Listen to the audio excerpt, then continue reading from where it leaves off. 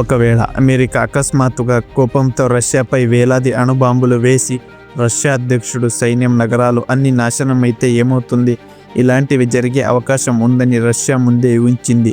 అందుకే వాళ్ళ దగ్గర డెడ్ హ్యాండ్ సిస్టమ్ అని అత్యంత ప్రమాదకరమైన ప్రణాళిక ఉంది. డెడ్ హ్యాండ్ అంటే ఏమిటంటే, ఇది పూర్తిగా ఆటోమేటిక్ సూపర్ కంప్యూటర్ సిస్టమ్. అణు దాడులను గుర్తించేలా రూపొందించబడింది. దీనిలో వేల సంఖ్యలో సెన్సార్ ఉంటాయి.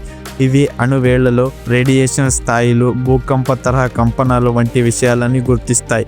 ఇది ఎలా పనిచేస్తుంది అంటే, ఒకవేళ ఈ సెన్సార్కి రష్యా మీద అణుదాడి జరిగినట్లు తెలిసిన రష్యన్ నాయకుల నుంచి ఎలాంటి ఆదేశాలు లేదా ప్రతిస్పందన రాకపోతే సిస్టమ్ ఒక నిర్ణయం తీసుకుంటుంది. అందరూ చనిపోయారు, దేశం పూర్తిగా నాశనమైంది అని భావిస్తుంది. అప్పుడే ఈ సిస్టమ్ ఆటోమేటిక్గా ప్రారంభమై దాదాపు 5,000 అణు ఆయుధాలను రష్యా లిస్టులో ఉన్న అన్ని శత్రువుల దేశాలపై ప్రయోగిస్తుంది. ఏ మనిషి ఆదేశం లేకుండానే. బట్ మనమందరం సేఫ్, ఎందుకంటే రష్యా శత్రు దేశాల లిస్టులో మన ఇండియా పేరు లేదు.